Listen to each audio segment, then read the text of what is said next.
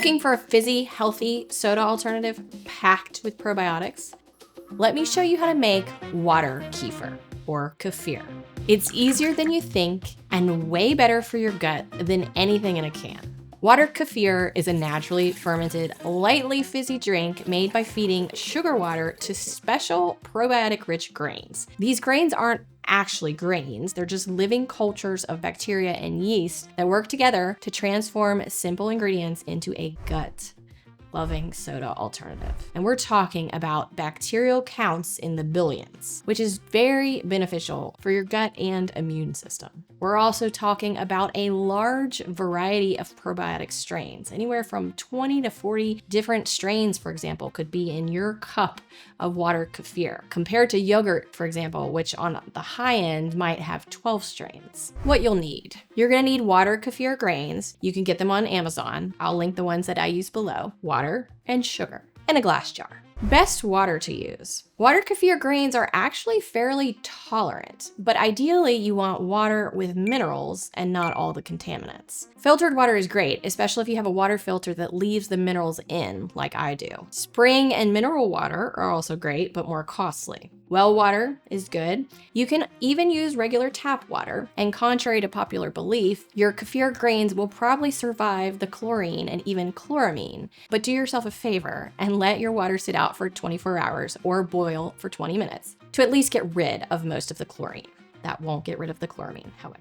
I would avoid distilled and reverse osmosis water unless you want to add some minerals back in. Best sugars for water kefir. Our grains need minerals to thrive, so here's what works. You can use plain old white table sugar, but since it lacks the minerals, use that 50% and then add another 50% of a more mineral-rich sugar. Or you can just use a mineral-rich sugar like these. I use raw cane sugar and it works great. It's fine to add something like molasses to your plain sugar as well. Just know that too much of a good thing can be a bad thing. It's super mineral rich, so don't overwhelm your kefir grains. I would avoid honey for the most part because of its antimicrobial properties, and don't use artificial sweeteners. They're not gonna give your grains the food that they need. Ratio, how many grains to use? As a general rule, use 1 tablespoon of kefir grains and 1 tablespoon of sugar per 1 cup of water. You may need to adjust any part of this given your fermenting conditions. Here is my water kefir.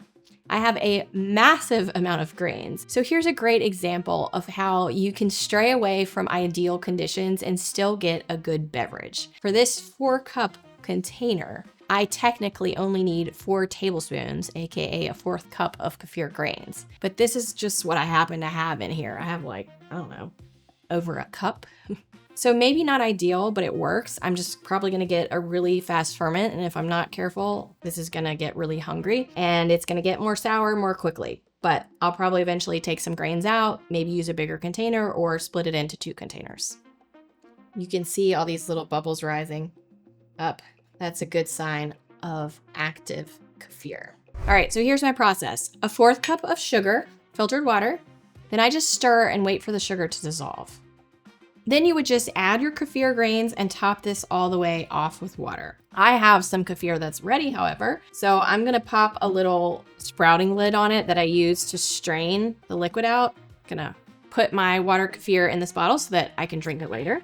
All right, and now I have my grains right here. So I'm just gonna add in my new sugar water along with more filtered water.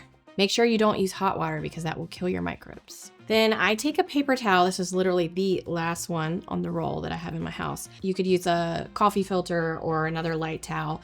Cover, put your lid back on, and then I like to rip this off so I can see what's going on. Water kefir does like to breathe a little bit, unlike some other ferments. And now this just sits on the counter for 24 to 48 hours. You'll know it's ready when you move it around and you see all kinds of bubbles shooting up. Taste this now, it'll just taste like sugar water. And then you can compare in 48 hours. Taste it again, you're gonna notice that it has a little bit more of a sour taste, but in a good way. Ferment even longer for more sourness. But just be careful because you don't want your grains to run out of food. Making fizzy soda. Now, if you wanna make super fizzy sodas, you do what's called a second ferment. I did that here, which I already started to drink. But basically, once your kefir is done, you're gonna take some of it with your little strainer and pour it in. Use a funnel, obviously.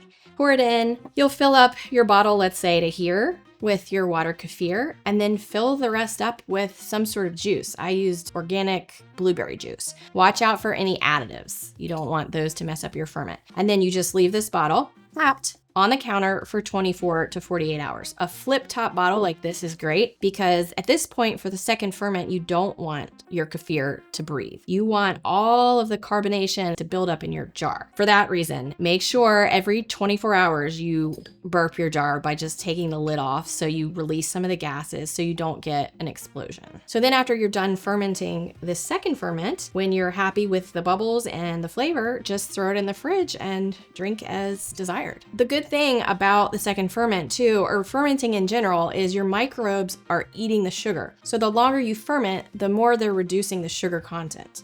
Go too far and then you get alcohol. And by the way, if you're starting with dry grains that you've gotten in the mail from Amazon, let's say, there are variations of this, but basically you just need to rehydrate them. So pour some water in a jar over your grains and let them sit there for a few hours until they start to plump up and look like my grains. A 1/4 cup of sugar, filtered water. Then I just stir and wait for the sugar to dissolve. Then you would just add your kefir grains and top this all the way off with water. Cover like I did and allow to ferment for 24 to 48 hours. It might be that nothing happens because your grains are still waking up. So then strain and repeat the process for a few cycles until you start noticing that you're getting lots of bubbles. If you aren't getting anything, you might need some more minerals. So put in a pinch of molasses or throw in a medjool date or some other dried fruit. And that can help give your kefir grains what they need to get going.